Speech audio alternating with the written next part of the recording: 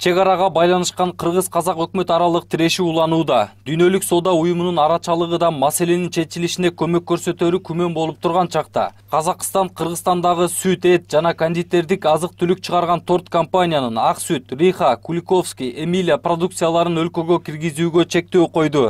Анын себеби катары Казак өкмөтүнүн башкы санитары Жандарбек Бекшиндин өткөн жумадагы билдирүүсүндө 1 жыл ичинде кыргыз тамак ашынын коопсуздугу 2,5 эсеге начарлаганын белгилеп, ташылып жаткан азык-түлүктөрдүн маркерлөө эрежелери сакталбай, айрым учурда тамак аштарда мителер табылып жатканын жүйө келтирген.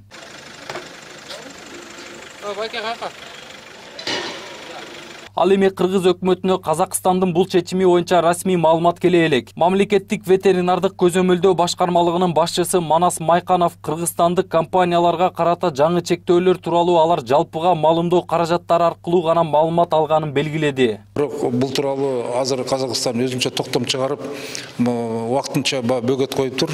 Негизи бөгөт коердон мурун сөзсүз түрдө лабораториялык изилдөөлөрдөн өткөрүп, ошондон ошондо кандай кемчилдиктер болсо ошону көрсөтүп, бизге сөзсүз түрдө уведомление кагаз келиш керек эле, бир протокол. Бизге ал келген жок. Бир гана бизге келген жок, бирок бир токтомдун бир жартылай барактарын гана Риханын ишканасына жөнөтүлүптүр. Бирок анда толук эч нерсе жок. Бир дагы баягы лабораториялык изилдөөлөр, башка бир жыйынтык болуш керек, бир нерсени изилдеп, ошонун жыйынтыгын негизинде кылыш керек. Ал жөнүндө официалдуу түрдө бир да бизге уведомление эч нерсе келе элек.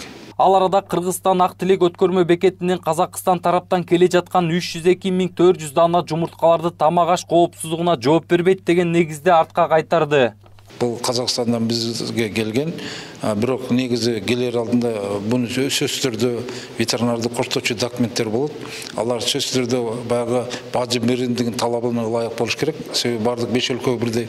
Булардын документтери баягы бир да бажы биримдигинин талабына жооп бербейт. Ошонун негизинде акты түзүлүп, артка кайтарылды. Президент Алмазбек Атамбаевдин шайлоо алдындагы ачуулуу сөзүнөн кийин казак тарап чек арада блокада уюштуруп, Казакстанга жана ал аркылуу Россияга товар, азык-түлүк продукцияларын ташыган унаалар тоскоолдуктарга кабылып келет. Эл аралык валюта фондуна таянып, кыргыз тарап чек арада жүк ташуучу унаалар көпкө туруп калгандан улам жалпы чыгым 200 миллион долларга жетти деп жатат.